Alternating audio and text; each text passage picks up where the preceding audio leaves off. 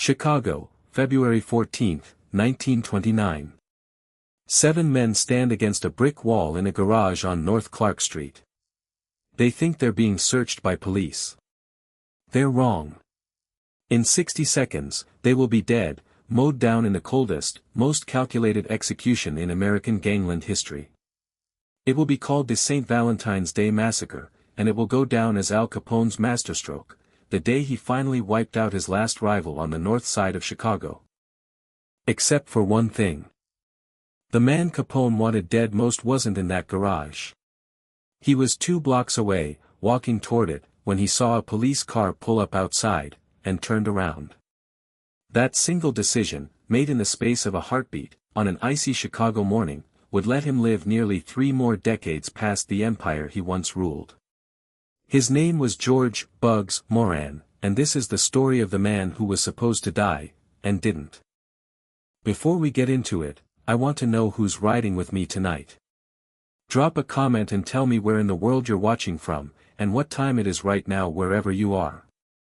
I read every single one, and it means a lot to know who's out there in the dark with me, listening to these old, bloody stories of the Chicago underworld.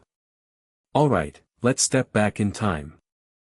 Long before he was Bugs Moran, the man whose name would become forever fused to the bloodiest single act of violence in the history of organized crime in America, he was just Adelard Leo Cunin, a boy born in 1893 in the small, unremarkable town of St. Paul, Minnesota, to a family of French-Canadian and Irish stock trying to make something of themselves in a country that hadn't quite decided if it wanted them. The name itself tells you something about the world he was born into, a world of immigrants stacked on top of immigrants, where a man's surname could open doors or slam them shut, where a French-Canadian kid growing up in an Irish neighborhood might find it easier, might find it safer, might find it simply more useful, to become someone else entirely. And that's precisely what happened. By the time he was a teenager, Adelard Cunin had vanished, and in his place stood a young man calling himself George Moran, a name that would follow him into legend, into infamy, into the history books that would remember him not as a frightened boy trying to survive the streets of a hard American city, but as one of the last men standing in a war that killed nearly everyone else around him. St. Paul in the first years of the 20th century was not a gentle place to grow up poor. It was a city of rail yards and river docks, of factory whistles that called men to work before the sun came up, of tenements packed tight with families who had crossed oceans only to find that America's promise came with a price tag most of them could barely afford. Young George, because that's what we'll call him now, since that's the name he chose, the name he wore like armor for the rest of his life, grew up in that world of hard corners and harder men, and he learned early what so many boys like him learned early, that survival wasn't handed to you, it was taken, and if you didn't take it, someone else would take everything from you instead. He wasn't a boy who dreamed of factories and honest labor and the slow, grinding climb toward respectability that his parents might have wished for him. No, George Moran had a different kind of hunger. It showed itself early, in the small thefts, the petty cons, the little schemes that mark so many future criminals in their childhood years, the shoplifted goods, the cracked window of an unwatched store, the thrill of taking something that wasn't his and getting away clean. By the time he was in his late teens, that hunger had grown into something more serious. He'd already been arrested multiple times, for burglary, for robbery, and by 21 years old, George Moran had done multiple stints behind bars in Minnesota state institutions, learning the hard lessons that prison teaches men who are willing to listen, how to survive among wolves, how to read a room full of dangerous men, how to know exactly when to talk and exactly when silence would keep you breathing another day. But Minnesota was small. Minnesota was limited. And the young man with ambition, even criminal ambition, eventually looks toward the horizon and asks himself if there isn't a bigger stage somewhere out there, a city with more money moving through its veins, more opportunities for a sharp young operator who wasn't afraid to get his hands dirty. For George Moran, that horizon pointed south and east, toward a city that in the 1910s and into the 1920s was rapidly becoming the beating criminal heart of America, a city of stockyards and steel mills and, soon, of speakeasies and bootleg liquor and gang wars that would make headlines across the entire nation. That city was Chicago. When Moran arrived in Chicago, He didn't arrive as some green kid stepping off a train with wide eyes and empty pockets. He arrived already hardened, already experienced, already carrying a criminal record that told the right people, the people who mattered in the underworld, that this was a man who knew how to handle himself, who wasn't going to fold under pressure, who had already proven he could do time and come out the other side unbroken. And in Chicago, in the years before Prohibition turned the entire city into a battlefield soaked in bootleg gin and blood money, there was a particular corner of the city, the North Side, that was carving out its own criminal identity under the leadership of a man who would become one of the most fascinating and, in some ways, most sympathetic figures in the entire saga of American organized crime, a man named Dean O'Banion. O'Banion ran the North Side gang like something out of an old ballad, a florist by trade, with an actual legitimate flower shop that served as both his front and his genuine passion, a man who loved music and pranks and the theater of crime almost as much as the crime itself, a bootlegger and a hijacker who built his gang not out of cold Sicilian tradition like the outfits forming on the South Side, but out of a looser, wilder, more Irish-American brand of criminal brotherhood. It was into this world, this strange and vivid underworld family, that George Moran found his place. He fell in with O'Banion's crew sometime in the years before Prohibition truly exploded the entire criminal economy of Chicago into something unrecognizable, and he quickly proved his worth, not as a mastermind, not as the brains of any operation, but as something almost more valuable in that particular line of work, a man who was fearless, a man who was loyal to the people he called friends, and a man whose nerve under pressure was, by every account from those who knew him, simply extraordinary. It's worth pausing here to talk about how George Moran got his nickname, because it tells you something essential about the man he was becoming. Bugs, in the slang of the criminal underworld of that era, didn't mean stupid, and it didn't quite mean insane either, not in the clinical sense. It meant reckless. It meant a man who was, in the words of the street, Bugs, enough to do things other men wouldn't, to charge into dangerous situations without the hesitation that kept more cautious criminals alive a little longer but also kept them from ever rising very far. Bugs Moran got his nickname because he had a reputation, even in his youth, for a kind of wild, almost gleeful fearlessness in the face of danger, a willingness to shoot first, to strike first, to never back down from a confrontation even when the smarter play might have been to walk away. In the criminal fraternity of 1920s Chicago, that reputation was currency. It made other gangsters wary of him. It made his own crew trust him with the dirtiest, most dangerous jobs. And it set him, from the very beginning, on a collision course with a rival criminal organization that was, at that exact moment in history, assembling itself on the south side of the city under men whose names would become even more infamous than his own, men like Johnny Torrio, and soon after him, a young, ambitious, scar-faced enforcer freshly arrived from New York City named Al Capone. The city that Moran, O'Banion, Torrio, and Capone all inhabited in those years was, in a very real sense, a city transformed overnight by a single piece of federal legislation. The Volstead Act, Prohibition, went into effect in January of 1920, and it did something that no criminal mastermind could ever have engineered on his own. It took a legal, ordinary, everyday product, alcohol, that millions upon millions of ordinary Americans wanted and were willing to pay good money for, and it made the production, transportation, and sale of that product illegal overnight. In doing so, the United States government essentially handed the entire multi-billion-dollar alcohol industry directly into the hands of whoever was ruthless enough, organized enough, and violent enough to seize it. And nowhere in the entire country was that opportunity seized more aggressively, more bloodily, or more spectacularly than in the city of Chicago. For George Moran, Prohibition was less an obstacle than it was the opportunity of a lifetime. Here was a man who had already spent years learning how to steal, how to hijack, how to move stolen goods through a city that was more than willing to look the other way for the right price, and now the entire American public was suddenly, desperately thirsty for a product that only men like him could legally, or rather, illegally, provide. The North Side gang under O'Banion moved quickly and aggressively into bootlegging, running beer and liquor throughout their territory on the north side of Chicago, and Moran became one of O'Banion's most trusted and most feared lieutenants, a man who oversaw shipments, who intimidated rivals, who made absolutely certain that anyone foolish enough to hijack a North Side truck or muscle in on North Side territory would very quickly come to regret it.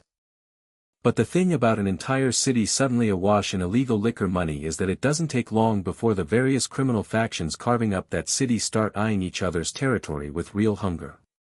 Chicago in the early 1920s was a patchwork of gangs, Irish gangs, Italian gangs, Jewish gangs, Polish gangs, each controlling their own slice of the bootlegging trade, and for a brief window of time, an uneasy peace held between them, brokered largely by the shrewd, business-minded Johnny Torrio, who understood that war was bad for business and that a divided city, carved up peacefully into respected territories, made everyone richer than a city constantly at war with itself.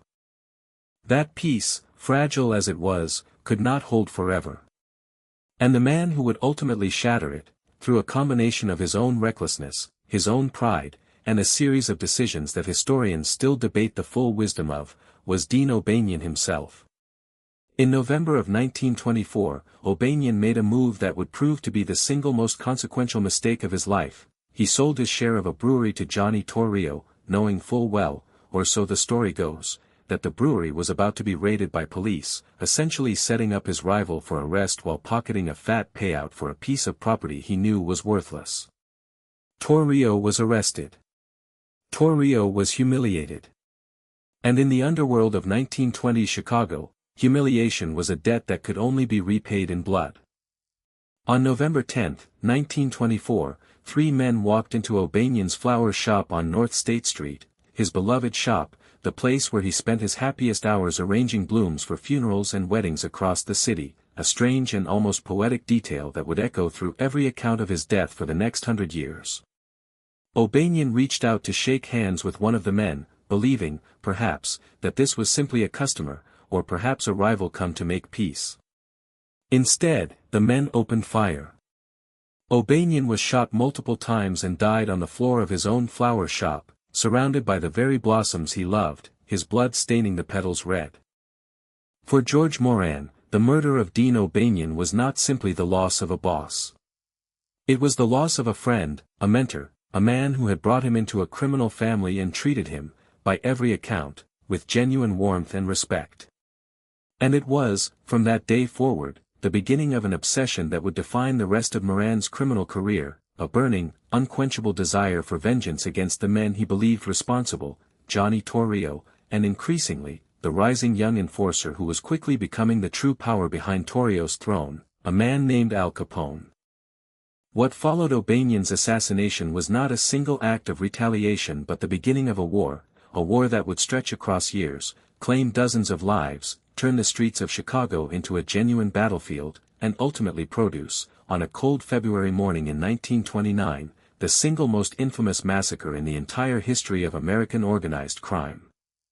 The North Side Gang, now under new leadership, first briefly under Himmy Weiss, and then, after Weiss himself was gunned down in the street in 1926 in a hail of gunfire that has gone down as one of the most brazen daylight assassinations in Chicago history, under George "Bugs" Moran himself, would spend the better part of the 1920s locked in an escalating, increasingly vicious cycle of ambush and counter-ambush with Capone's South Side organization. Moran would attempt, with his own hands and his own guns, to kill Al Capone on more than one occasion. Capone's men would return the favor. Cars would be riddled with machine gun fire on the open street in broad daylight. Men would die in barbershops, in cigar stores, in the front seats of their own automobiles, their blood mixing with the melting Chicago snow. And through all of it, through the assassination of the man who had raised him up in the criminal underworld, through years of increasingly bloody retaliation, through his own rise to the leadership of one of the most powerful bootlegging operations in the entire Midwest, George "Bugs" Moran was building, without ever quite realizing it, the reputation and the enmity that would, on February 14, 1929, nearly get him killed in a garage on North Clark Street along with 6 other men who trusted him, who worked for him, who would die in his place on a morning he almost didn't survive himself. But that story, the story of the massacre itself, of the setup, of the getaway car dressed up as a police vehicle, of the single stroke of fortune that saved Bugs Moran's life while ending 7 others, that's a story for the next chapter in this dark and bloody tale. When Dean O'Banion's blood soaked into the floorboards of his own flower shop that November morning in 1924, something changed in the city of Chicago that would never be undone. Up until that point, the criminal factions carving up the metropolis had operated, however uneasily, under something resembling a code, territories respected, rivals occasionally tolerated, business allowed to proceed because war was expensive and peace, however fragile, was profitable for everyone involved. O'Banion's murder shattered that illusion completely. It announced, in the clearest language the underworld understood, that the old rules no longer applied. And into the vacuum left by his death stepped a man whose name history would remember with a kind of grim, theatrical fury, Himmy Weiss. Weiss was not George Moran, not yet the central figure of our story, but you cannot understand the fire that would eventually consume Moran's life without understanding the man who lit the match first. Himmy Weiss, born Earl Wojciechowski to Polish immigrant parents, another son of the old country who reinvented himself for the streets of Chicago, had been O'Banion's closest friend and most trusted lieutenant, and when O'Banion died, it was Weiss who inherited both his gang and his fury. Weiss was, by every account left behind by the police, the press, and the underworld itself, a man consumed by an almost religious need for vengeance. He is, in fact, widely credited as the man who coined the phrase, taking someone for a ride, the grim euphemism that would enter the American vocabulary for decades to come, describing the practice of luring a man into a car under false pretenses only to put a bullet in his skull somewhere quiet, somewhere his body wouldn't be found for hours or days. Weiss didn't invent the practice, but he perfected the language of it, and he was determined, from the moment O'Banion's body hit the floor of that flower shop, to make Al Capone and Johnny Torrio pay for what they had done, even if it took years, even if it cost him everything. George Moran stood at Weiss's side through all of it. This was Moran's true apprenticeship, not the petty burglaries of his Minnesota youth, not even the years of bootlegging and hijacking under O'Banion's more genial leadership, but this, the cold, calculated, deeply personal war that Himmy Weiss waged against the South Side organization in the months and years following 1924. It was a war fought with Thompson submachine guns and sawed-off shotguns, fought in the front seats of automobiles and on the sidewalks outside cigar stores, fought with a level of open, public violence that shocked even a city that had already grown accustomed to gangland killings. And Moran, whatever his later reputation as a somewhat lesser figure compared to Capone in the history books, was right there in the thick of it, planning, driving, shooting, surviving. The first great strike came just 2 months after O'Banion's death, in January of 1925. Weiss, Moran, and 2 other North Side gunmen, Vincent Drucci and Frank Gussenberg, names that would echo through this story again before the end, ambushed Al Capone's car as it drove through the streets of Chicago. They opened fire with everything they had. The car was riddled with bullet holes, the windows shattered, and yet Capone himself walked away from the assault without a scratch, the first of what would become an almost legendary string of narrow escapes that would define his early career, escapes that some in the underworld began to whisper about as though the man possessed some kind of unnatural luck, a whisper of superstition creeping into even the hardest criminal minds. But if Capone escaped that particular ambush unharmed, Johnny Torrio was not so fortunate. Weeks later, in January of 1925, as Torrio returned home from a shopping trip with his wife, North Side gunmen, Moran reportedly among them, according to several historical accounts, though the precise roster of shooters that day has never been definitively confirmed, opened fire on him outside his own home. Torrio was hit multiple times, seriously wounded, and though he survived, the assault broke something in him. Johnny Torrio, the shrewd, business-minded architect of Chicago's organized bootlegging empire, the man who had brought young Al Capone up from New York and mentored him into the underworld's rising star, decided he had seen enough. He handed control of the entire South Side organization over to Capone, left Chicago, and effectively retired from the gangland wars he had done so much to help create. This is a crucial moment to sit with, because it tells you something essential about the war that George Moran was fighting. The North Side gang, under Weiss and with Moran as one of his key enforcers, had come astonishingly close to accomplishing exactly what they set out to do. They had wounded Torrio badly enough to drive him out of the city entirely. They had come within inches of killing Capone himself. For a brief, electric moment in early 1925, it must have seemed to men like Moran that vengeance for O'Banion's murder was not just possible but imminent, that the South Side organization might crumble entirely under the weight of North Side bullets. But Al Capone did not crumble. If anything, Torrio's departure only accelerated Capone's rise, placing him, at just 26 years old, in complete and undisputed control of one of the most powerful criminal organizations in the entire country. And Capone, unlike his more cautious predecessor, was not a man inclined toward peace treaties and negotiated territories. He had watched his mentor nearly die in the street.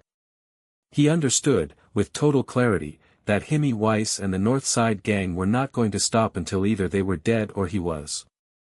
The war that followed over the next year and a half was, by any measure, one of the bloodiest and most audacious campaigns of urban violence in American history up to that point, a conflict fought not in the shadows but increasingly in broad daylight, on public streets, in full view of ordinary Chicago citizens going about their business. Himmy Weiss, with Moran often at his side, continued to press the attack against Capone's organization with a relentlessness that bordered on obsession.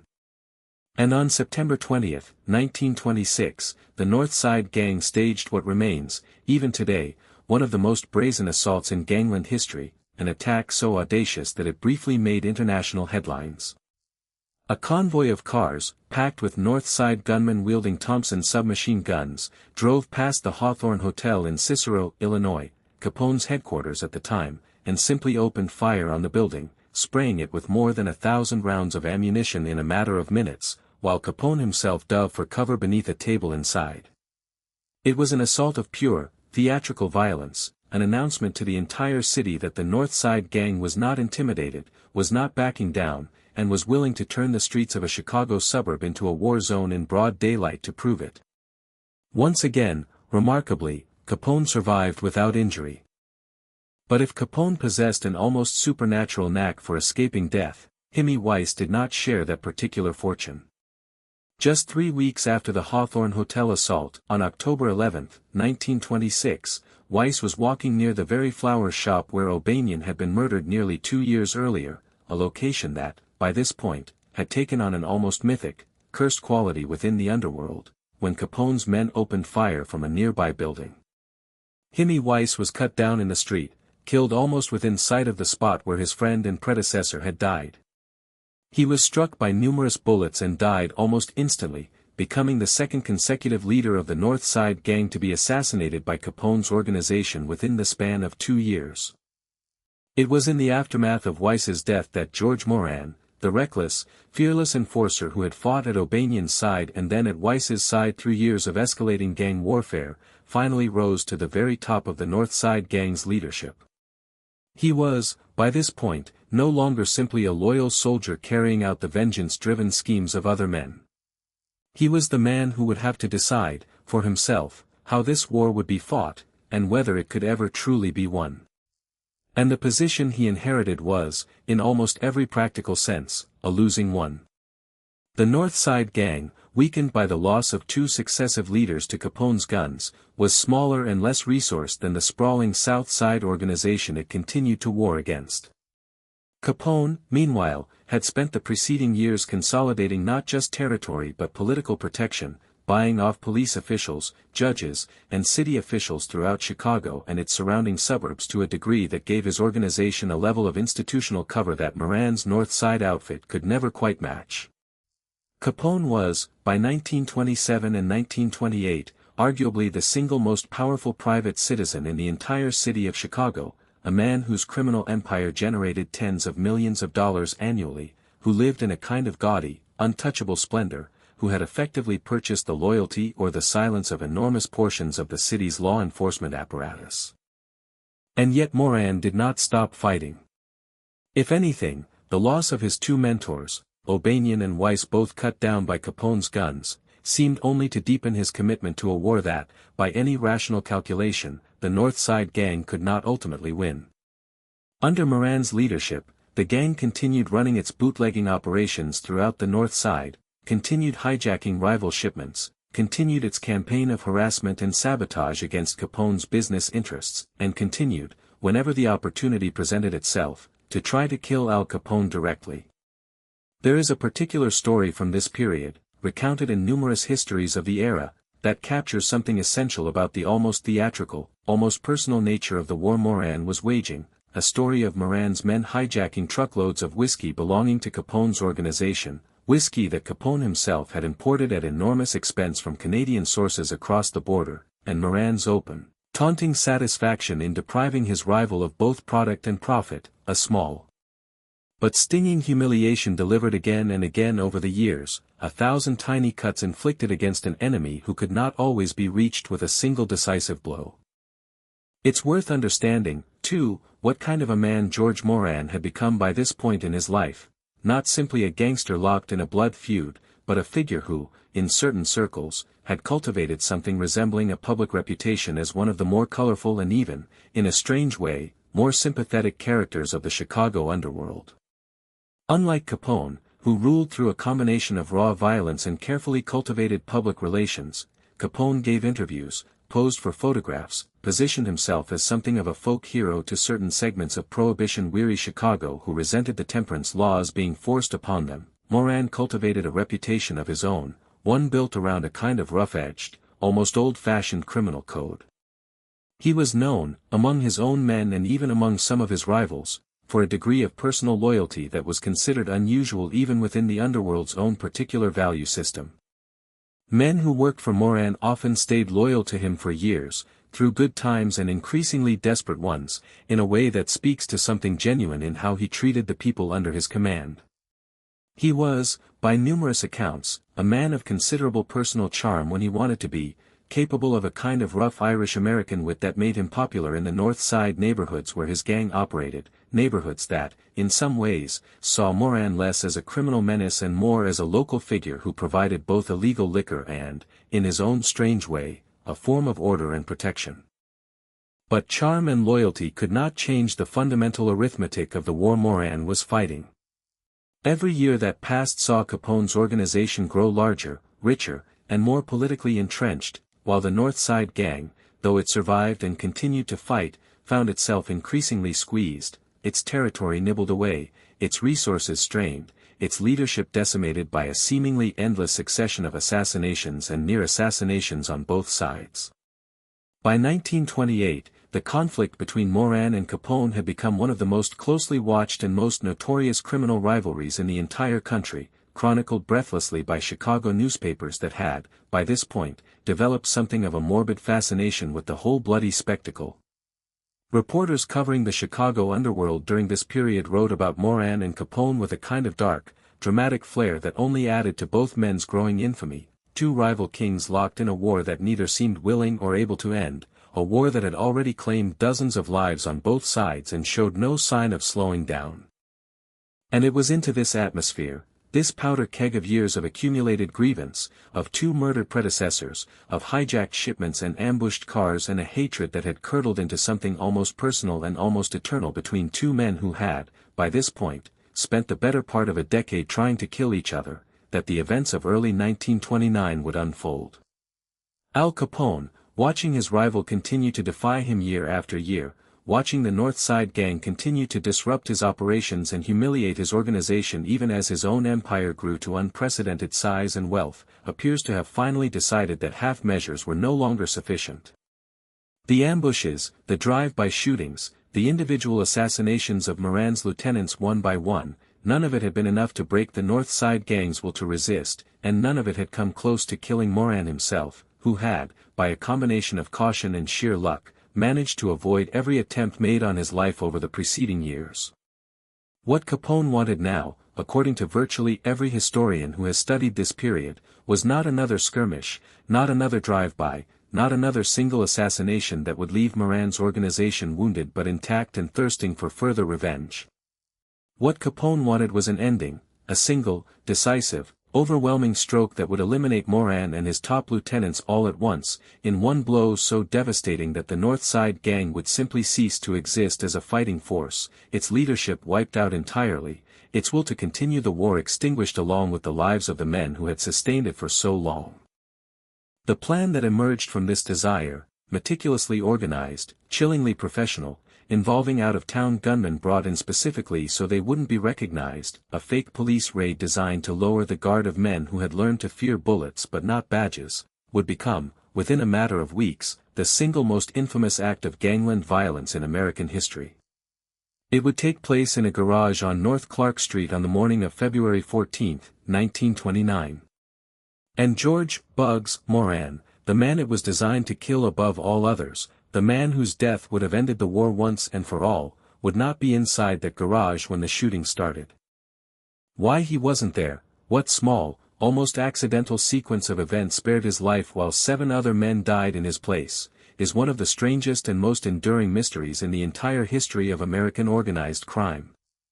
And that is where we will go next, into the cold February morning that would make George Moran famous for the rest of his life, not as a gang boss, not as a bootlegger, but as the man who was supposed to die in the St. Valentine's Day massacre, and somehow, against every plan Al Capone had carefully laid, did not. Chicago in February is not a forgiving city. The wind comes off Lake Michigan with a cruelty that locals have 100 names for, and in the winter of 1929 that wind cut through the north side streets exactly as it always had, indifferent to the fact that within its path, on a stretch of North Clark Street, 7 men were about to walk into the last morning of their lives. To understand what happened inside the SMC Cartage Company garage at 2122 North Clark Street on February 14, 1929, you have to first understand the trap that had been carefully, patiently, almost lovingly constructed to lure George Moran and his closest men into that exact building at that exact hour, a trap built not with brute force alone, but with a kind of criminal cunning that even seasoned Chicago detectives, when they finally pieced together what had happened, could not help but grudgingly admire. The bait was liquor, specifically, a shipment of high-quality smuggled Canadian whiskey, the kind of premium hijacked product that the North Side gang specialized in fencing throughout Chicago's underground drinking establishments.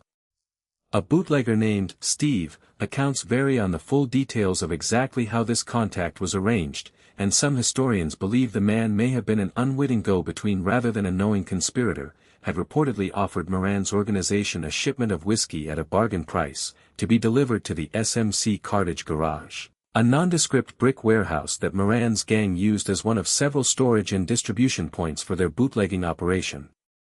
It was, on its surface, an entirely ordinary business transaction, the kind of deal Moran's men conducted regularly as part of the everyday machinery of Prohibition-era bootlegging. 7 men connected to the North Side gang arrived at the garage that morning to receive the shipment, expecting nothing more unusual than any other delivery day. Among them was Frank Gus Enberg and his brother Peter Gus Enberg, 2 of Moran's most trusted and most feared gunmen, veterans of the years-long war against Capone's organization, men who had themselves participated in ambushes against Capone and his lieutenants going back to the mid-1920s. There was Adam Heyer, the gang's bookkeeper and business manager, a man whose role was less about violence and more about keeping the numbers straight on an operation that, by 1929, moved enormous quantities of illegal money through its books. There was Albert Weinshank, who managed several of the gang's cleaning and dye businesses that served as fronts for their bootlegging operations, and who, in a detail that would later prove to be one of the most important and tragic elements of the entire massacre, bore a striking physical resemblance to George Moran himself, similar in build, similar in the way he dressed, similar enough that from a distance, in the gray winter light of a Chicago morning, the 2 men could easily be mistaken for one another. There was John May, a mechanic who did odd repair work for the gang and had no deep criminal history of his own, a man who, by several accounts, had only recently taken on work for Moran's organization to support his wife and children and who happened to be in the garage that morning simply because it was where the day's work had brought him. There was Reinhard Schwimmer, an optometrist by profession who had no formal role in the gang's criminal operations at all but who had become fascinated by the glamour and danger of gangland life, a hanger-on who enjoyed the company of Moran's men and the vicarious thrill of proximity to Chicago's underworld, and who would pay for that fascination with his life. And there was James Clark, another of Moran's trusted lieutenants, married to the sister of Peter and Frank Gus Enberg, tying the gang's leadership together through blood as well as loyalty. 7 men, waiting in a cold brick garage on a February morning, for a whiskey delivery that was never going to come, because the entire shipment had been nothing more than an elaborate lure, designed by Capone's organization to draw Moran's key men to a single, controlled location at a predetermined time. And Moran himself, the man the entire operation had been built around killing, was, as that morning unfolded, running late. This is where the story becomes almost unbearably tense in its retelling, because everything that happened over the following 20 minutes hinged on a matter of timing so narrow, so fragile, that a difference of even a minute or two in either direction would have changed the entire course of American criminal history. Accounts of exactly why Moran was late vary somewhat in their specifics. Some sources suggest he simply overslept, others suggest he was delayed by ordinary morning business, and still others suggest he had a scheduled meeting or errand that pushed back his arrival at the garage. What is consistent across virtually every historical account, however, is this: as Moran approached North Clark Street that morning, walking toward the garage where his men were waiting, he saw, parked outside the building, what appeared to be a Chicago police car. For a man who had spent the better part of a decade evading arrest, dodging indictments, and maintaining an uneasy, constantly shifting relationship with a police department that was, depending on the precinct and the particular officers involved, either bought off by the mob or genuinely hostile to it, the sight of a police car outside a building where illegal liquor was about to change hands was not a minor inconvenience. It was, in that instant, a serious and immediate threat, the possibility of arrest, the possibility of exposure, the possibility of yet another criminal charge added to a record that already stretched back to his teenage years in Minnesota. Whether Moran's precise thought process in that moment was fully conscious and deliberate, or whether it was simply a fast, instinctive reflex built from years of living a life where the sight of a police car meant turn around and walk the other way, we cannot know with certainty. What we know is the result: George Moran, seeing what he believed to be a police vehicle outside the garage where 7 of his men were waiting for him, turned around, and did not go inside. Some accounts add a further layer of detail to this moment, suggesting that Moran, along with 2 associates who were walking with him that morning, actually ducked into a nearby coffee shop or diner to wait out what they assumed would be a brief police inspection of the garage, a routine matter, in their minds, that would pass within minutes, after which they could proceed with their business as though nothing unusual had happened at all. If this detail is accurate, it adds an almost unbearable layer of dramatic irony to the story, because it means that as the actual events of the massacre were unfolding inside the garage, as the machine guns opened fire, as 7 men were cut down against a brick wall, George Moran may well have been sitting in a warm diner just around the corner, perhaps drinking a cup of coffee, waiting for what he believed to be an ordinary police inspection to conclude, entirely unaware that the men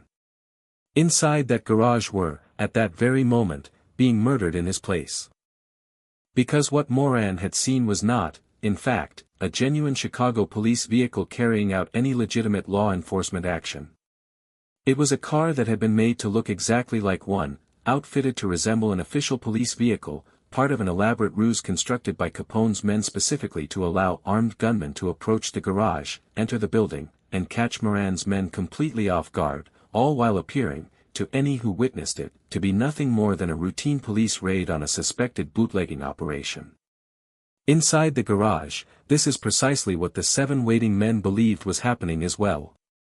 When men dressed in police uniforms entered the building, some accounts describe 2 of the gunmen wearing full police uniforms, complete with badges, while others in the assault party wore plain clothes and carried the machine guns and shotguns that would do the actual killing. Moran's men would have had every reason to believe, in that first critical moment, that they were simply being subjected to a police shakedown, an unpleasant but entirely survivable occurrence that men in their line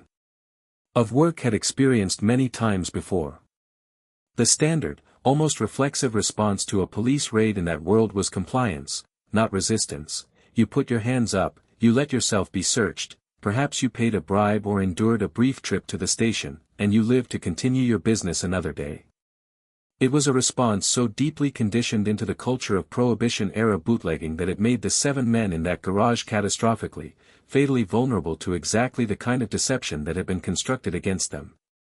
They lined up against the brick wall of the garage, as instructed, exactly as they would have for a genuine police search, disarmed themselves or allowed themselves to be disarmed, and stood facing the wall with their hands raised or their bodies positioned in postures of surrender. And then the men who had posed as police officers, along with their armed accomplices, opened fire. What followed has been described, in the 90-plus years since it occurred, in countless newspaper accounts, police reports, historical studies, and dramatic recreations, but no description fully captures the sheer, calculated brutality of what took place inside that garage in the span of perhaps 60 to 90 seconds. Thompson submachine guns and shotguns tore through the small space. The 7 men cut down in a hail of gunfire delivered at close range against a wall they had no way to escape from, no way to defend against, having already been stripped of whatever weapons they might have carried and positioned in exactly the posture that made resistance impossible. Frank Gussenberg, remarkably, was still alive when police arrived at the scene minutes later, having been shot more than a dozen times, and in one of the most haunting details of the entire massacre, he clung to life for nearly 3 hours in a Chicago hospital, conscious enough to be questioned by police about who had done this to him, about who was responsible for the slaughter of his brother and 5 other men, and yet, in a display of the underworld's ironclad, almost sacred code of silence. Frank Gussenberg refused to name his killers, reportedly telling police only, "Nobody shot me," even as he lay dying from wounds that would kill him within hours. He carried the names of his murderers with him to the grave, a final, almost incomprehensible act of gangland loyalty delivered from a man who had every reason in the world, in his final hours of life, to want vengeance and yet chose silence instead. The scene that Chicago police discovered when they arrived at the garage, summoned by neighbors who had heard the gunfire and, in a detail that adds yet another layer of dark irony to the entire event, initially assumed it was simply a car backfiring, so accustomed had the neighborhood become to the ordinary sounds of Prohibition-era Chicago life, was one of almost unimaginable carnage. 7 men lay dead or dying against the brick wall of the garage, their bodies riddled with bullets, blood pooling across the concrete floor in a scene that photographers would capture and that would appear in newspapers not just across Chicago but across the entire country and, within days, across much of the world.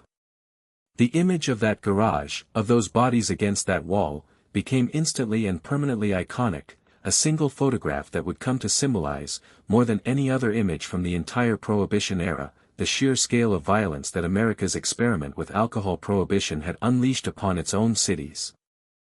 And the man the entire massacre had been designed to kill was not among the dead. Instead, the massacre that was designed to end the war between Moran and Capone once and for all ended up, in a strange and bitter irony, achieving almost the opposite of what Capone had intended.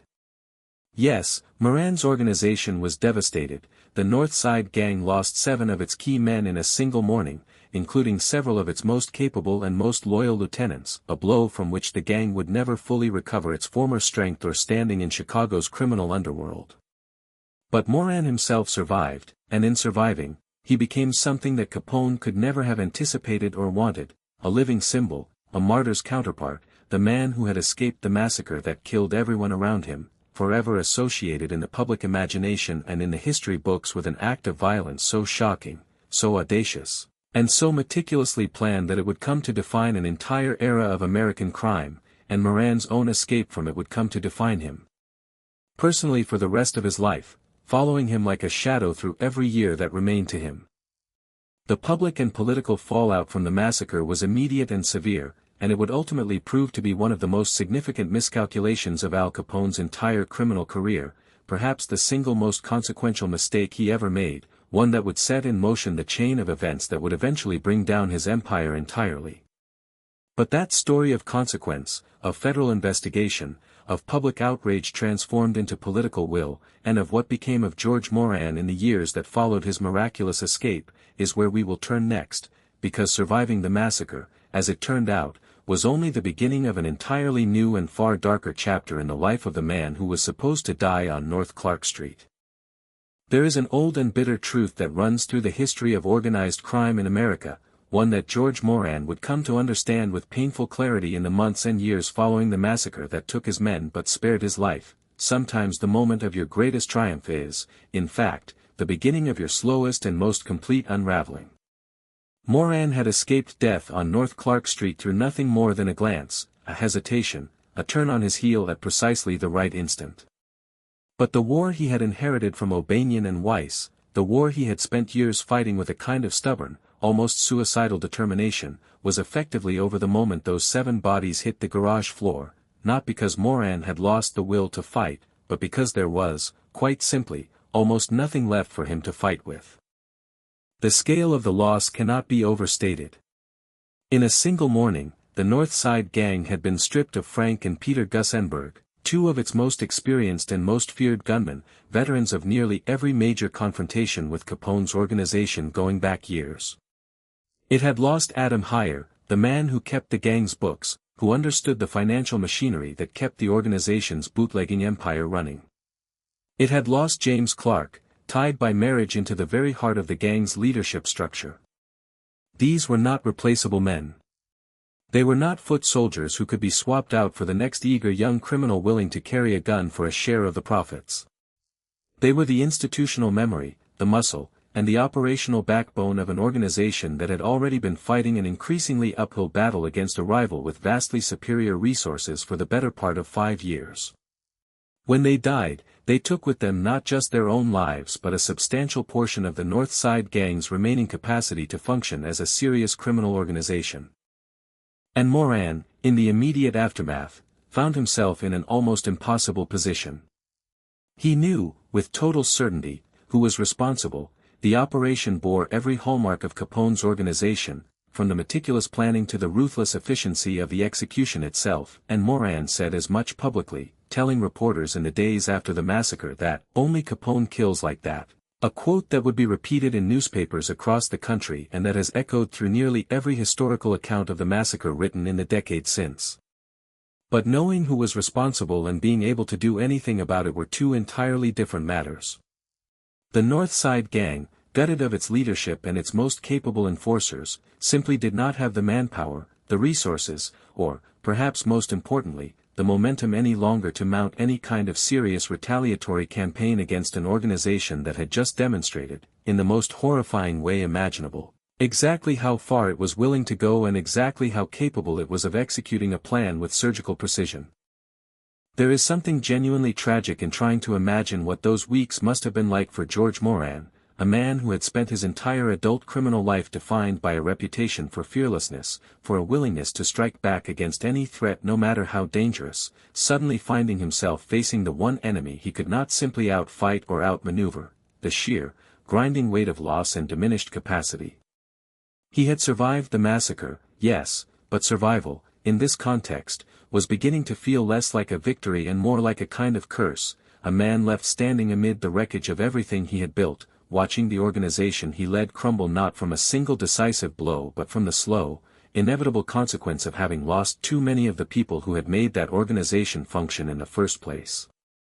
But if the massacre was a catastrophe for George Moran and the remnants of the North Side Gang, it was, in a strange and almost poetic twist of historical irony, an even greater catastrophe for the man who had ordered it.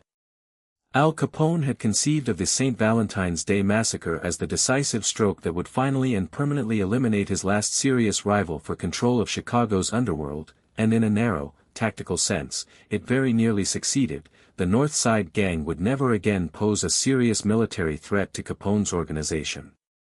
But Capone had drastically miscalculated the broader consequences of what he had done, and that miscalculation would ultimately cost him everything he had built. Up until February 1929, Al Capone had managed to cultivate, for a significant portion of the American public, an image that was startlingly favorable given the reality of what he actually did for a living. He gave interviews. He was photographed at sporting events, smiling and expansive, dressed in fine tailored suits, playing the role of a kind of populist folk hero who provided a product, alcohol, that a huge percentage of ordinary Americans wanted and resented being denied by what many considered an overreaching and unpopular federal law. He ran soup kitchens during the early days of the Great Depression that would soon grip the entire country, feeding thousands of unemployed and hungry Chicagoans, and he was, for a certain segment of the public, viewed with something bordering on genuine affection, a colorful, larger-than-life figure whose criminal activities seemed, to many ordinary citizens weary of prohibition, almost like a public service rather than a genuine menace to society. The St. Valentine's Day massacre destroyed that image overnight, and it destroyed it in a way that no amount of soup kitchens or charming newspaper interviews could ever repair. The photographs of those 7 bodies against that brick wall were simply too visceral, too shocking, too undeniably brutal to be spun into anything resembling a folk hero's exploits.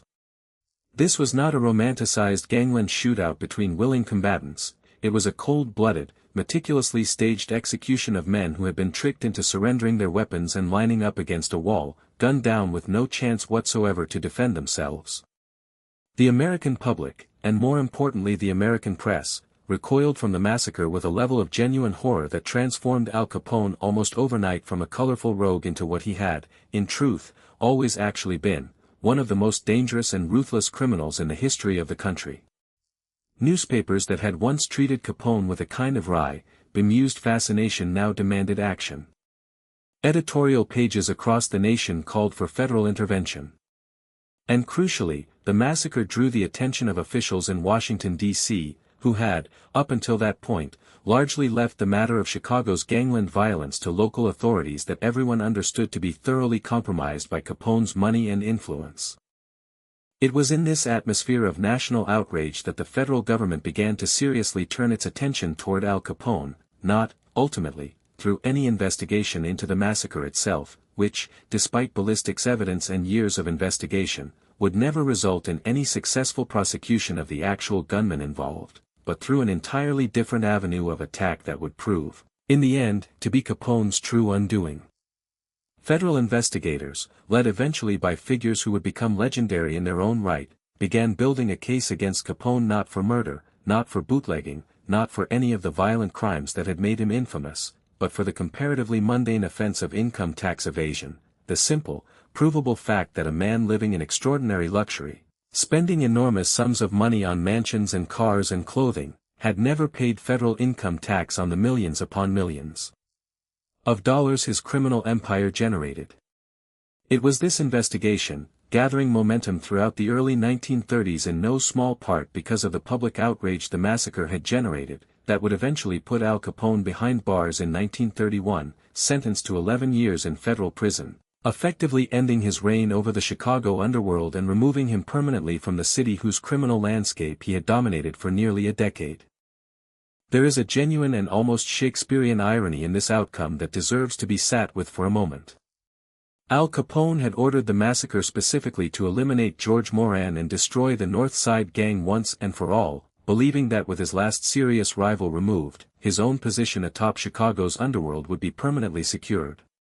Instead, the massacre set in motion the exact chain of events that would end Capone's own criminal career, the public horror it generated, the federal attention it drew, the erosion of the public sympathy that had shielded him for years, while George Moran, the intended victim, walked away not just alive but, in a strange sense, vindicated by history's judgment of what Capone had done. Capone got his war, and in winning it, he lost everything. But if Capone's downfall offered George Moran a measure of grim satisfaction, it did nothing to restore what Moran himself had lost. The North Side Gang, even with its great rival's power crumbling in the years that followed, never recovered its former strength. Moran continued to operate in Chicago through the early 1930s, but he was, in every meaningful sense, a diminished figure, the leader of an organization that had never fully recovered from the loss of its most capable men, operating in a criminal landscape that was itself beginning to transform in ways that left men like Moran, whose entire criminal career had been built around the specific opportunities and specific violence of the Prohibition era, increasingly out of step with the times. And then, in December of 1933, came the final blow to the entire foundation upon which Moran's criminal empire had been built, the ratification of the 21st Amendment, which repealed prohibition entirely and made the production and sale of alcohol legal once again across the United States. For a decade, prohibition had been the single greatest economic engine of organized crime in American history, transforming ordinary bootleggers and small-time criminals into millionaires overnight, fueling the rise of Capone's empire and Moran's North Side organization alike. Its repeal did not eliminate organized crime in America, far from it, as the following decades would prove, with criminal syndicates simply pivoting toward other illegal enterprises, from gambling to narcotics to labor racketeering. But for a man like George Moran, whose entire criminal identity and entire source of wealth and power had been built specifically around the bootlegging trade, the end of Prohibition represented something close to an existential crisis. The product that had made him rich, that had made him powerful, that had made him worth killing in a garage on North Clark Street, was suddenly, overnight, no longer illegal, and with it went the entire foundation of the criminal economy that had defined his adult life. Moran, unlike some of his more adaptable contemporaries in the Chicago underworld, never fully managed to reinvent himself for the post-Prohibition criminal landscape. Some accounts suggest he attempted to move into other criminal enterprises in the years that followed, small-time robbery, various minor rackets, but he never came close to reclaiming the position of power and influence he had once held as the leader of one of Chicago's most formidable criminal organizations. The North Side Gang, in any meaningful organizational sense, essentially ceased to exist as the 1930s wore on, its remaining members scattered, dead, imprisoned, or simply drifted away into the ordinary anonymity of criminal small-timers no longer connected to any grand organizational structure. Moran himself, the man who had once stood at the head of an empire that rivaled Al Capone's own, found himself, by the middle years of the 1930s, reduced to the kind of small, opportunistic crimes that a man without resources, without an organization, and without the particular economic opportunities that Prohibition had once provided might turn to simply in order to survive. It is worth pausing here to reflect on just how far George Moran had fallen, and how quickly.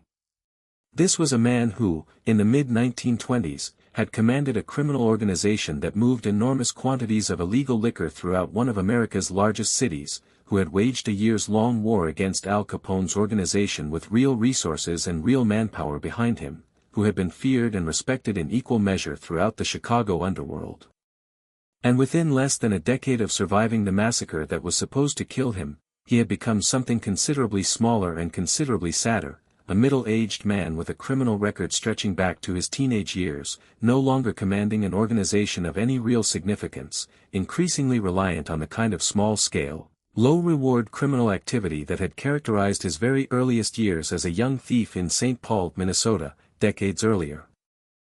The bitter irony of George Moran's story, the thing that makes it genuinely distinct from so many other gangland tales of the era, is that his survival of the St. Valentine's Day massacre, the single event that made him famous, the event that ensures his name is still remembered nearly a century later, was not, in the end, the beginning of any kind of triumphant second act.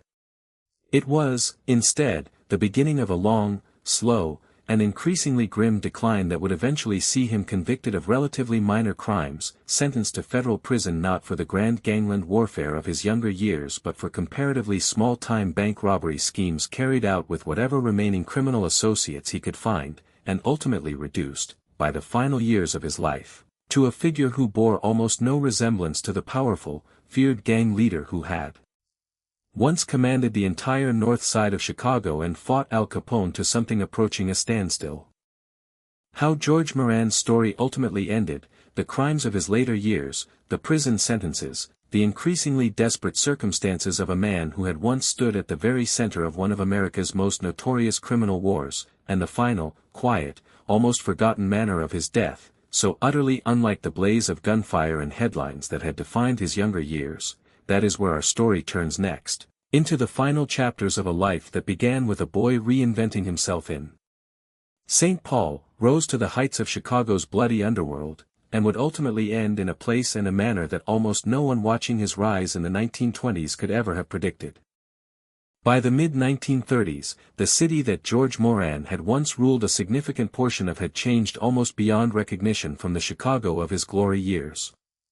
The speakeasies that had once lined the streets of the North Side, the hidden doors and coded knocks and the constant, profitable flow of illegal liquor that had built his empire, were gone, replaced by ordinary, legal taverns and liquor stores that required no criminal organization to supply, no hijacked shipments, no gang of enforcers to protect. The federal government's pursuit of Al Capone, culminating in his 1931 conviction and imprisonment, had removed the single figure who had defined the entire era of Chicago gangland warfare, and in his absence, the city's underworld reorganized itself along entirely different lines, the old, loosely structured ethnic gangs of the Prohibition era giving way, gradually, to more centralized and more business-like criminal syndicates that would come to dominate organized crime in Chicago and across the country for decades to come, syndicates built around gambling, labor racketeering, and eventually narcotics rather than the bootlegging trade that had made men like Moran and Capone rich and infamous in the first place. George Moran did not adapt well to this new world, and the reasons for that failure to adapt are worth examining, because they reveal something important about the particular kind of criminal Moran had always been. Unlike Capone, whose organization under his leadership had begun diversifying into gambling and other rackets even before Prohibition's repeal, giving his successors in the Chicago outfit a foundation to build upon once bootlegging profits dried up, Moran's North Side gang had remained, throughout its existence, almost entirely dependent on the illegal liquor trade as its primary source of revenue. When that trade ceased to be illegal, and therefore ceased to be profitable in the particular way that criminal enterprises require illegality to generate outsized profits, Moran simply did not have anywhere near the same institutional infrastructure or diversified criminal portfolio to fall back on. He was, in the most fundamental sense, a specialist whose particular specialty had been rendered obsolete by an act of Congress, and specialists whose skills become obsolete rarely transition smoothly into new lines of work, whether those lines of work are legitimate or criminal. There is also something to be said about temperament here, about the particular kind of man George Moran had always been, going back to his earliest years as a young thief in St. Paul. He had built his reputation, throughout his entire criminal career, on fearlessness and directness rather than on the kind of patient, calculating, business-like criminal management that increasingly defined the most successful organized crime figures of the era that followed his own. Moran was, by nearly every account left behind by those who knew him, a man of action rather than a man of careful long-term strategy. The Bugs, in his nickname, had always referred to a kind of reckless, immediate courage rather than to any particular gift for patient organizational building. That quality had served him well, in certain respects, during the chaotic, violent years of the Prohibition gang wars, when a willingness to strike quickly and fearlessly was itself a valuable currency. But it served him considerably less well in the different criminal landscape of the 1930s, a landscape increasingly dominated by men who thought in terms of long-term business arrangements, corrupt political relationships carefully cultivated over years, and diversified criminal portfolios designed to weather exactly the kind of market disruption that Prohibition's repeal represented. And so, through the middle years of the 1930s, George Moran drifted. Various historical accounts place him involved in smaller-scale criminal ventures during this period, minor gambling operations, occasional involvement in the kind of low-level rackets that a man with his particular skill set and his particular reputation could still find a place in, even without the organizational backing of anything resembling the North Side gang at the height of its power. But none of these ventures came close to restoring him to anything resembling his former position, and by the end of the decade, Moran had, in the eyes of Chicago's evolving criminal establishment and in the eyes of law enforcement alike, become something of a relic, a figure from an earlier, bloodier era of gangland history, still recognized, still occasionally mentioned in newspapers whenever some anniversary of the massacre rolled around or some new development in the ongoing, ultimately fruitless investigation into who had actually pulled the triggers on North Clark Street that February morning brought his name back into the headlines, but no longer a figure of genuine power or influence in the city he had once helped rule. It was against this backdrop of diminished circumstances that Moran eventually left Chicago altogether, relocating first to other parts of the Midwest and eventually finding himself, by the 1940s, operating in considerably smaller and less consequential criminal circles than the ones that had defined his younger years. This period of his life is, in certain respects, more difficult to trace in precise historical detail than his years at the height of his gangland power, simply because a diminished, aging former gang boss operating small-scale crimes in the Midwest generated far less newspaper coverage and far less official documentation than the leader of one of Chicago's most notorious criminal organizations had once generated during the height of the Prohibition Wars. What we do know, from court records and from the historical accounts that have pieced together the final chapter of his life, is that Moran's criminal activities during this period increasingly took the form of small-time, almost desperate enterprises, activities that stand in stark and almost pitiable contrast to the scale of the operation he had once commanded. The most consequential of these later criminal ventures, the one that would ultimately determine the entire final chapter of his life, involved a series of bank robberies that Moran participated in during the late 1940s, working with a small crew of accomplices in a manner that could not have been more different from the elaborate, resource-rich criminal organization he had once led. These were not sophisticated operations backed by political protection and enormous financial resources, they were comparatively crude, direct robberies of the kind that a man without significant remaining criminal infrastructure might turn to when other avenues of income had dried up. In 1946, Moran and accomplices attempted to rob a bank messenger in Dayton, Ohio, of a payroll shipment, a robbery that failed, resulting in Moran's arrest. He was convicted for this crime and sentenced to a term in the Ohio State Penitentiary, a sentence that placed the man who had once commanded one of Chicago's most feared criminal organizations behind bars for a robbery that would have been considered almost beneath notice by the standards of his former operation's scale and sophistication. Upon his eventual release from the Ohio Penitentiary, Moran's legal troubles were, unfortunately for him, far from over. He was almost immediately taken into federal custody on separate charges stemming from an earlier bank robbery, one that had occurred before his Ohio conviction, and this second conviction would prove to be the one that effectively ended his life as a free man. He was sentenced to a substantial term in federal prison, and it was to Leavenworth Penitentiary, one of the most notorious federal prisons in the entire American system, a facility that had housed a considerable number of significant criminal figures over the decades of its operation, that George Moran was ultimately sent to serve out what would become the final years of his life. There is something genuinely poignant, when you sit with it, about the image of George "Bugs" Moran in his final years, a man now well into his 50s, his health beginning to fail him in the way that decades of a hard criminal life will eventually catch up with almost anyone, confined within the walls of a federal penitentiary for a series of comparatively minor robberies, a world away from the machine guns and headlines and citywide gang warfare that had defined his younger years and that had, decades earlier, made his name known across the entire country as one half of the most infamous gangland rivalry in American history.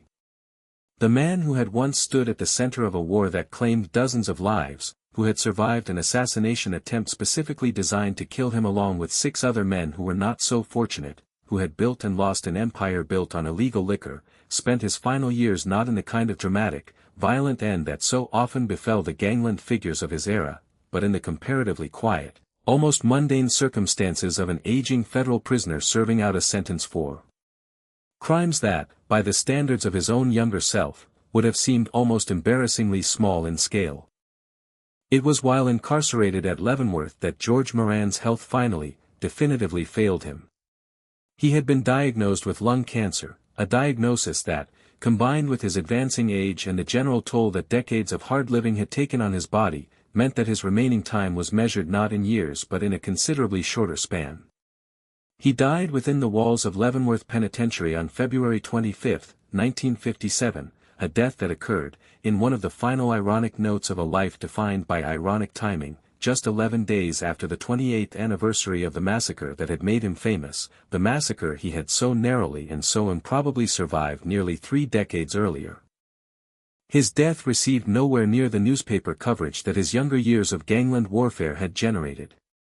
There was no elaborate funeral of the kind that Chicago's underworld had once staged for fallen gang leaders, no procession of expensive cars, no lavish floral arrangements of the kind that Dean O'Banion himself might once have arranged for a fellow gangster's send-off, no gathering of criminal associates paying their respects in the manner that had characterized the funerals of gangland figures during the height of the Prohibition era.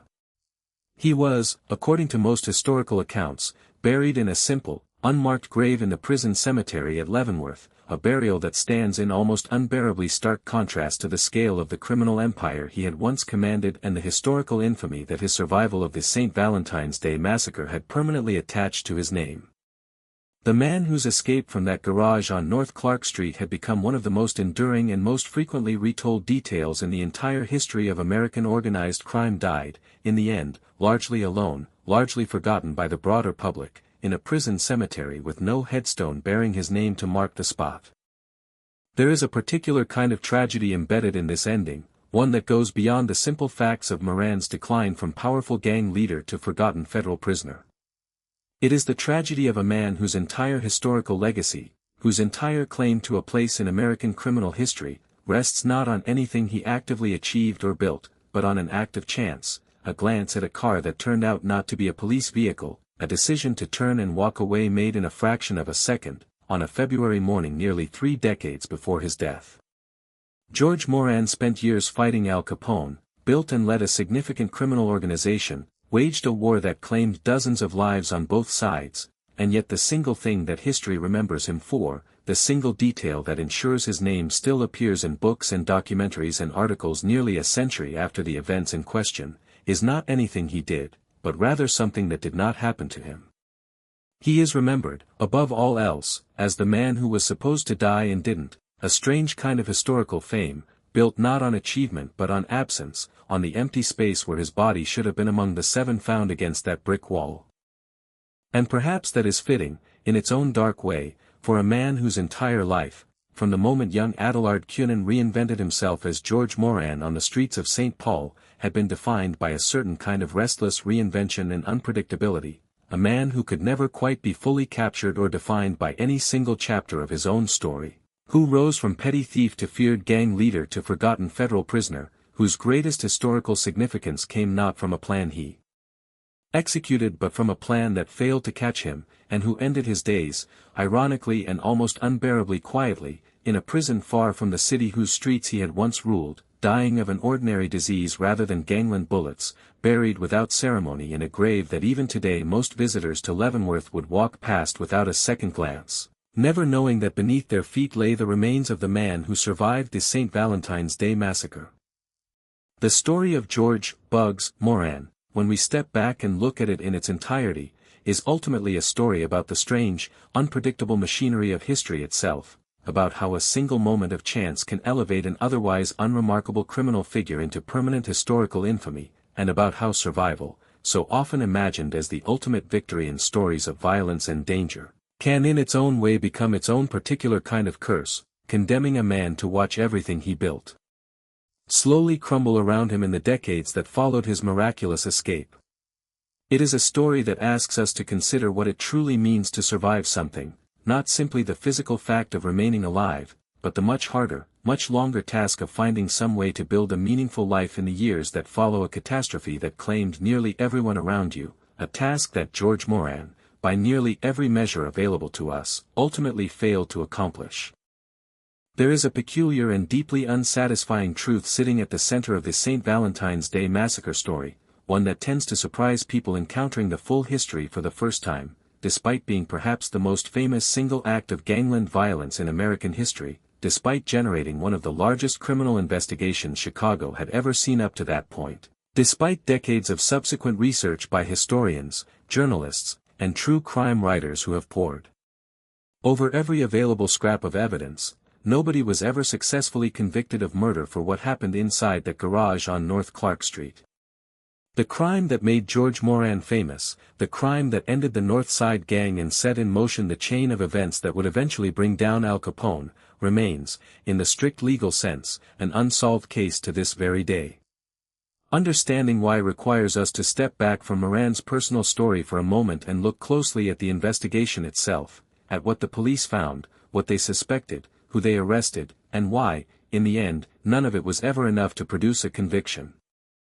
When Chicago police arrived at the SMC Cartage garage in the aftermath of the shooting, they faced a crime scene of a scale and brutality that even a department well accustomed to gangland violence found genuinely shocking. 7 bodies, more than 150 spent shell casings scattered across the concrete floor, walls pockmarked with bullet holes, blood pooled so extensively that photographs of the scene would circulate for decades afterward as perhaps the single most recognizable image of American gangland violence ever captured on film. The sheer volume of ammunition expended told investigators immediately that this had been carried out with at least 2 Thompson submachine guns, weapons capable of firing at a rate that could account for the devastating concentration of wounds found on each victim, supplemented by shotgun blasts that added to the carnage.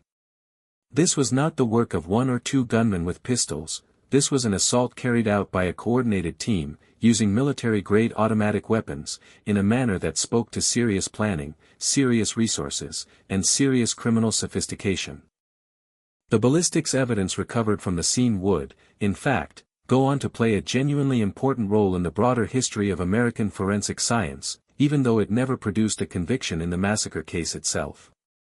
Colonel Calvin Goddard, a pioneering figure in the then emerging field of forensic ballistics, was brought in to examine the shell casings and bullets recovered from the garage, and his analysis represented one of the earliest major applications of the comparison microscope to a criminal investigation in the United States, a technique that allowed investigators to match bullets and casings to specific weapons based on the unique markings left by a gun's barrel and firing mechanism. Goddard's work on the massacre casings helped establish forensic ballistics as a credible and rigorous scientific discipline within American law enforcement, and it directly contributed to the eventual founding of the Scientific Crime Detection Laboratory at Northwestern University, one of the first crime labs of its kind in the country. In this strange, indirect way, the massacre that failed to produce a single murder conviction nevertheless left a permanent and genuinely significant mark on the history of American criminal investigation itself, a technical, scientific legacy that would go on to solve countless other crimes in the decades that followed, even as the original crime that inspired it remained maddeningly unresolved. But ballistics evidence, however scientifically groundbreaking, could only tell investigators what weapons had been used. It could not, on its own, tell them who had pulled the triggers.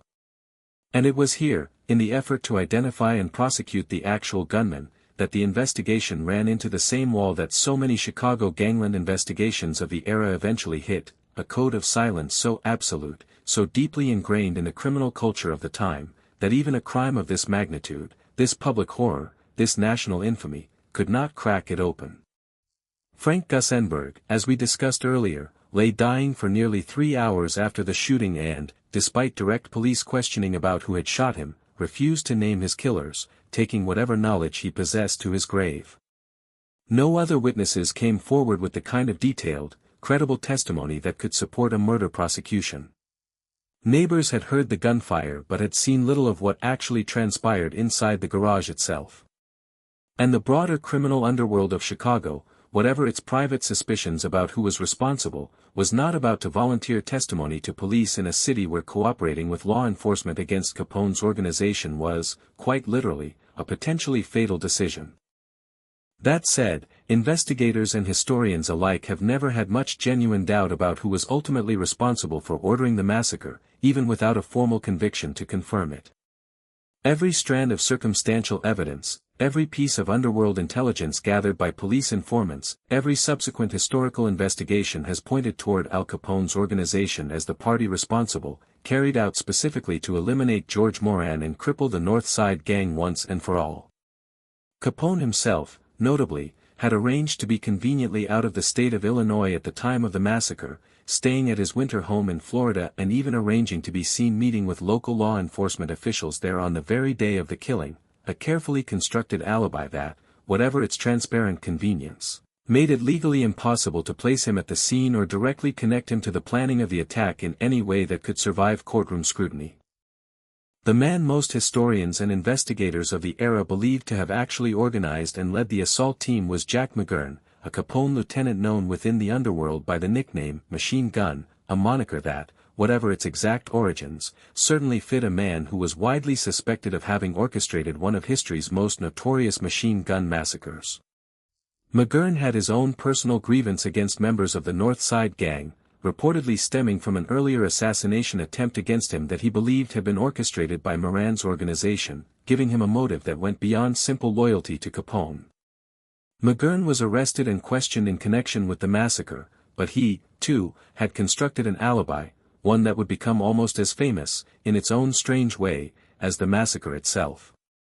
McGurn claimed he had been with his girlfriend, a woman named Louise Rolfe, at the time of the shooting, and Rolfe corroborated his story to police.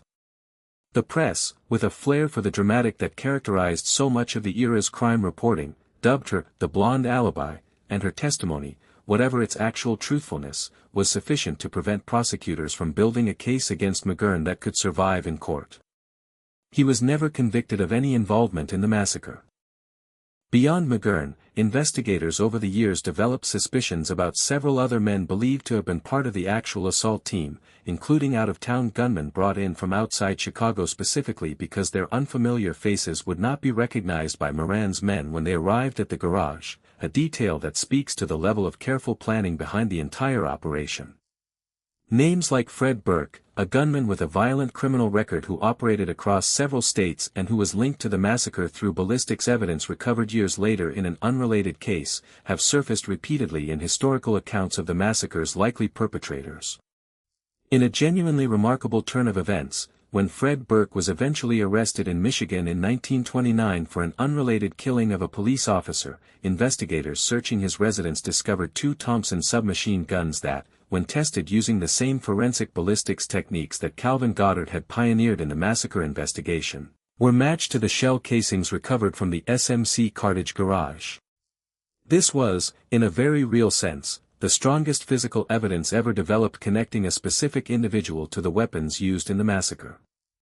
And yet, even with this evidence in hand, Burke was never tried for the Chicago killings. He was already facing prosecution and eventual life imprisonment in Michigan for the murder of the police officer there, and Michigan authorities, having already secured what amounted to a permanent conviction, saw little practical value in extraditing him to Illinois to face additional charges for a crime that, however infamous, would add nothing to a sentence he was already going to serve for the rest of his life. Burke died in prison in Michigan in 1940, having never faced formal charges for his suspected role in one of the most notorious mass murders in American history. This pattern, of suspected perpetrators identified through circumstantial and even forensic evidence but never formally prosecuted for the massacre itself, repeats throughout the entire history of the investigation, and it reveals something important about how organized crime prosecutions actually worked during this era of American law enforcement. The Chicago Police Department of 1929 was an institution that had, by that point, been thoroughly compromised by years of Prohibition-era corruption, with significant portions of the force either directly bribed by Capone's organization or simply intimidated into looking the other way on matters that might bring them into direct, dangerous conflict with the city's most powerful criminal syndicate. Local prosecutors faced similar pressures and similar practical limitations.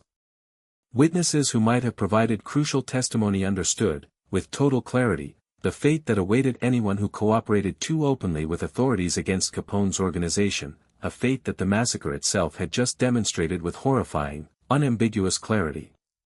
In this environment, building a prosecutable murder case against specific individuals, even when the broader outlines of who was responsible were an open secret throughout Chicago's underworld and among the police themselves, proved to be an almost insurmountable challenge.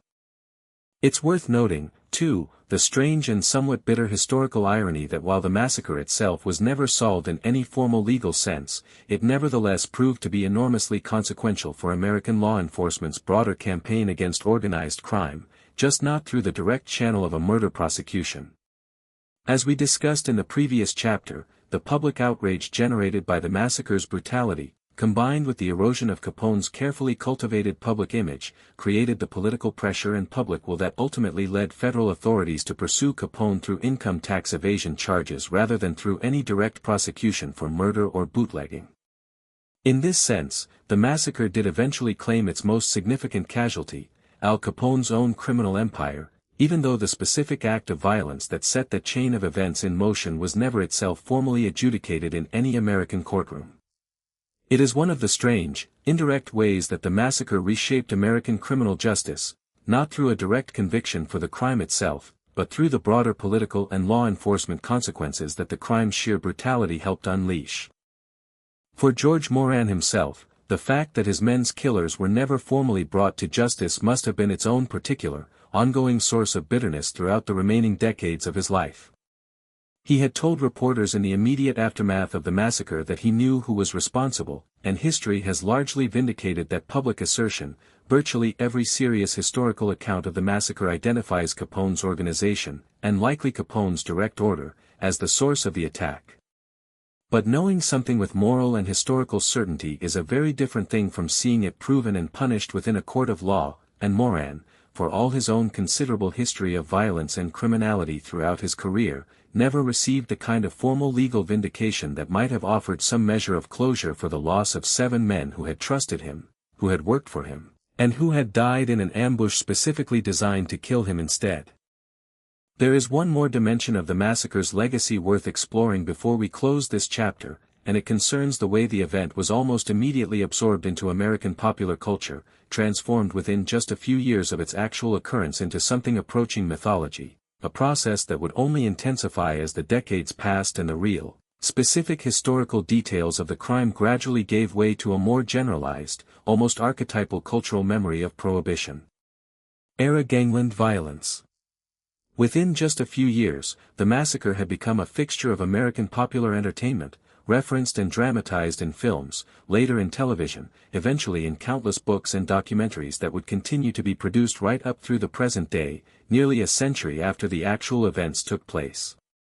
The image of men lined up against a brick wall, gunned down by killers disguised as police officers, became one of the most instantly recognizable visual shorthand references for the entire concept of organized crime violence in American popular culture, a kind of permanent cultural touchstone that ensured the massacre, and by extension George Moran's name and his miraculous survival of it, would remain part of American cultural memory long after the actual criminal investigation into who was responsible had gone permanently, unresolvably cold. This is, in its own way, one of the most fascinating aspects of Moran's entire historical legacy, the fact that the crime which made him famous was never solved, that the men who orchestrated the attempt on his life were never formally punished for the murder of his associates, and that despite this total absence of legal resolution, the massacre nevertheless became, and remains, one of the most thoroughly documented, most frequently retold, and most culturally significant crimes in the entire history of American organized crime. It is a story that continues to fascinate precisely because so much of it remains genuinely uncertain, the exact identities of every gunman involved, the precise sequence of events that led Moran to turn away from the garage at exactly the right moment, the full scope of who knew what and when among Capone's organization, leaving space, even after nearly a century of research and investigation, for genuine historical mystery to persist around one of the most infamous single acts of violence in American history. There is a peculiar kind of immortality that history sometimes grants to men who did nothing more remarkable than fail to die on schedule, and George Bugs Moran occupies that strange, specific category of American criminal history more completely than almost any other figure of his era. We have spent 6 chapters now tracing the arc of his life, from the boy born Adelard Cunin in St. Paul, Minnesota, who reinvented himself before he was even out of his teens, to the young enforcer who found a home and a purpose within Dean O'Banion's North Side Gang, to the hardened veteran of a war that claimed 2 of his mentors and dozens of other men before it finally, catastrophically, failed to claim him on a February morning in 1929, to the diminished, drifting figure of the 1930s and 1940s who could never quite rebuild what Prohibition's repeal and Capone's massacre had taken from him, and finally to the quiet, almost anonymous death that closed out his story within the walls of a federal penitentiary in 1957. And now, at the end of this journey, it is worth asking what it all actually means, what, precisely, we are meant to take away from the strange, uneven, ultimately tragic arc of George Moran's life. The most obvious and most immediately compelling answer, the one that has ensured his name persists in popular memory nearly 70 years after his death and nearly a century after the massacre that made him famous, is the sheer, almost unbearable dramatic power of the story itself, the image of a man walking toward his own execution, glancing up at exactly the right moment, and turning away. There is something in that image that speaks to something deep and universal in how human beings understand fate, chance, and the razor-thin margins that separate the living from the dead in moments of genuine historical violence. We are drawn to stories like Moran's precisely because they remind us of something we generally prefer not to dwell on too closely in our ordinary lives, that the difference between surviving a catastrophe and becoming one of its victims can come down to something as small and as seemingly insignificant as the particular minute you happen to walk down a particular street, the particular angle at which you happen to glance up, the particular fraction of a second in which an instinct honed by years of criminal caution happen to fire at exactly the right moment to save your life. Moran's story persists in the American imagination because it dramatizes, in about as vivid and consequential a form as history offers, the fundamental unpredictability and fragility of survival itself. But if we allow ourselves to sit with the fuller story of Moran's life, rather than simply the singular dramatic moment of his survival, a more complicated and in many ways more genuinely instructive picture emerges, one that has less to do with chance and more to do with the particular, specific ways that a man's character, his temperament, and the historical moment he happened to inhabit combined to shape a life that rose to genuine heights of criminal power and then declined, slowly and almost inexorably, into obscurity, poverty, and a prison cell. Moran was, by every account available to us, a man of genuine courage, reckless courage, certainly, the kind of courage that his own nickname was coined specifically to describe, but courage nonetheless. A willingness to face danger directly that carried him from the streets of St. Paul into the very center of one of the most violent criminal conflicts in American history and kept him alive 3 years of a war that killed both of his predecessors as leader of the North Side Gang. He was also, by many accounts, a man capable of genuine loyalty and genuine warmth toward the people who worked for him and fought alongside him, qualities that, whatever else we might say about the fundamentally criminal nature of his entire career, distinguish him in certain respects from some of the colder, more purely transactional figures who populated the Chicago underworld of his era. And yet these same qualities, the recklessness, the direct and immediate courage, the loyalty to an organization and a way of criminal life built specifically around the particular economic opportunities of Prohibition, proved, in the end, to be poorly suited to the different kind of criminal landscape that emerged in the decades following the massacre and the eventual repeal of the very law that had made Moran's entire career possible. Where Capone's organization, even after Capone himself was removed from power, proved capable of evolving into new criminal enterprises that would sustain organized crime in Chicago for decades to come, Moran's own particular gifts, direct, personal courage in violent confrontation, a talent for inspiring loyalty among the men who fought at his side, simply did not translate into the kind of patient, long-term criminal business management that the post-Prohibition underworld increasingly demanded. He was, in a very real sense, a man perfectly built for one particular moment in American history, and when that moment passed, when the 21st Amendment rendered his entire criminal specialty obsolete, he found himself without the tools to build anything comparable in its place. His decline, in this light, appears less like simple bad luck and more like the inevitable consequence of a particular kind of man meeting the end of the particular historical circumstances that had allowed him to rise in the first place. There is also something worth reflecting on in the specific, particular tragedy of Moran's survival itself, the way that escaping the massacre, rather than representing an unambiguous triumph, instead became the defining, permanent marker of a life that would spend its remaining decades in a kind of long, slow diminishment. 7 men died in that garage in his place, men who had trusted his leadership, who had built their livelihoods around loyalty to the organization he commanded, and Moran, whatever grim satisfaction he might have taken in Capone's eventual downfall, spent the rest of his life carrying the knowledge that his own survival had come at the direct cost of theirs, that the bullets meant for him had found 7 other men instead, men whose deaths he was, by any reasonable moral accounting, at least, partially responsible for, having been the reason the trap was set in the first place. This is not a detail that most retellings of the massacre dwell on at length, focused as they typically are on the drama of Moran's narrow escape, but it is worth sitting with nonetheless. The massacre that made George Moran famous was also, in its own way, a kind of permanent wound that he carried for the rest of his life, a burden of survivor's guilt layered on top of the practical, material devastation that the loss of his gang's key men inflicted on his subsequent criminal career.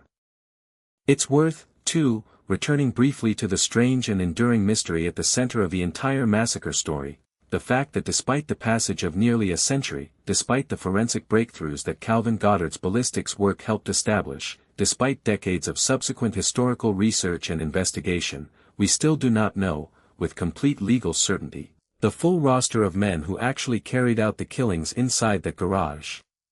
This persistent uncertainty is itself part of what has kept the story alive in the American imagination for so long. True crime narratives thrive on precisely this kind of irresolution, this permanent gap between what we believe to be true and what can be definitively proven, and the massacre offers that irresolution in an unusually pure and enduring form. We know, with a very high degree of historical confidence, that Al Capone's organization was responsible. We have strong circumstantial and even some forensic evidence pointing toward specific individuals, particularly Jack McGurn and Fred Burke. And yet no court of law ever formally established guilt for any specific person in connection with the murders of those 7 men, leaving the case technically open, technically unsolved, a permanent asterisk attached to one of the most infamous crimes in American history. What, then, are we ultimately meant to make of George Moran, nearly 70 years after his quiet, unremarked death in a federal prison cemetery? I think the honest answer is that his life resists any simple, tidy moral lesson, any easy categorization as either purely a villain or purely a victim of circumstance. He was, without question, a violent criminal who spent decades of his life participating in and orchestrating serious violence, who built his fortune on an illegal trade that itself fueled enormous social harm throughout the cities where it operated, and who bears, by any honest accounting, real moral responsibility for a substantial amount of bloodshed carried out over the course of his criminal career, including in the ongoing war against Capone's organization that he himself continued to prosecute with real enthusiasm even after inheriting leadership of the North Side Gang. And yet he was also, in the specific and narrow context of the massacre that made him famous, genuinely a victim, a man who was very nearly murdered through no particular fault or mistake of his own, saved only by an accident of timing, who then watched 7 men who trusted him die in his place, and who spent the remaining decades of his life absorbing the practical, financial, and perhaps psychological consequences of an attack that he had done nothing in that specific moment to invite or deserve any more than the men who actually died in the garage that morning. Perhaps the truest way to understand George Moran's story is as a particularly vivid illustration of something that runs through so much of the broader history of Prohibition-era organized crime in America, the way an entire generation of men, many of them the sons of immigrants, many of them born into genuine poverty and genuine social marginalization, found in the specific, historically contingent circumstances of America's experiment with alcohol prohibition an opportunity for a kind of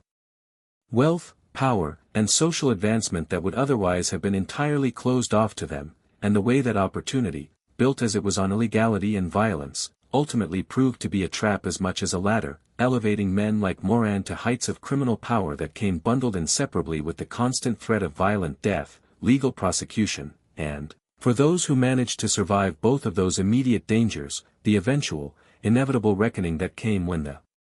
specific economic conditions that had made their rise possible simply ceased to exist. Moran rose because Prohibition created an opportunity that a reckless, courageous, criminally inclined young man from St. Paul could seize with both hands. And Moran fell, in large part, because that same opportunity eventually vanished, taking with it the entire foundation upon which his criminal empire had been built, leaving him, in his final decades, essentially stranded in a criminal landscape that had moved on without him. There is one final image worth leaving you with, one that I think captures something essential about the entire strange, sprawling saga we've traced across these 7 chapters. Picture George Moran, in his final years, confined within the walls of Leavenworth Penitentiary, his body failing him from the lung cancer that would eventually kill him, an aging man in his early 60s who had once commanded an empire built on illegal liquor and machine guns, who had waged a war against Al Capone himself that had claimed dozens of lives on both sides, who had survived, through nothing more than a fortunate glance at the wrong moment, the single most infamous massacre in the entire history of American organized crime, reduced, in the end, to serving out a sentence for comparatively minor robberies, dying quietly, without ceremony, in a prison whose walls he shared with countless other men whose crimes and whose names history would never remember at all. It is an ending that offers no tidy moral, no satisfying sense of justice served or karma balanced, simply the quiet, unglamorous conclusion of a life that had once, however briefly and however violently, stood at the very center of one of the most consequential criminal conflicts in American history. And yet his name persists. Nearly 70 years after his death, nearly a century after the massacre that made him famous, we are still telling his story, still returning, again and again, to that image of a man on a Chicago street, glancing up at a car that wasn't quite what it appeared to be, and turning away from the fate that was waiting for him inside a garage on North Clark Street. That persistence, that stubborn refusal of his story to fade entirely from historical memory the way so many other minor figures of the Prohibition era eventually did, tells us something important about what we as an audience actually want from stories like this one. We are drawn, again and again, to the razor's edge of survival, to the men and women throughout history who came within a hair's breadth of death and somehow, through nothing more than chance or instinct or sheer stubborn luck, managed to walk away. George Moran's ultimate historical significance rests less on anything he actually built or accomplished during his decades in Chicago's criminal underworld, and more on that single, electric moment of survival, a moment that transformed an otherwise fairly typical, if particularly violent, gangland figure into a permanent fixture of American popular memory, forever known not primarily for what he did, but for the one terrible thing that, against every careful plan laid to ensure otherwise, he somehow managed to avoid. That is the story of George "Bugs" Moran, the boy who reinvented himself, the enforcer who rose through blood and loyalty to lead one of Chicago's most notorious gangs, the rival who fought Al Capone to a bloody standstill for the better part of a decade, and the man who, through nothing more than a fortunate glance on a cold February morning, became the one who survived the massacre that was supposed to end him, only to spend the rest of his life in the long, quiet shadow of everything he had lost. If this story pulled you into the shadows of Chicago's underworld tonight, make sure you're subscribed, because there are so many more of these dark, true tales from the history of organized crime still waiting to be told. Hit like if you made it all the way to the end with me, drop a comment with your thoughts on Moran's story, and stick around, because the next tale from the shadows is already waiting.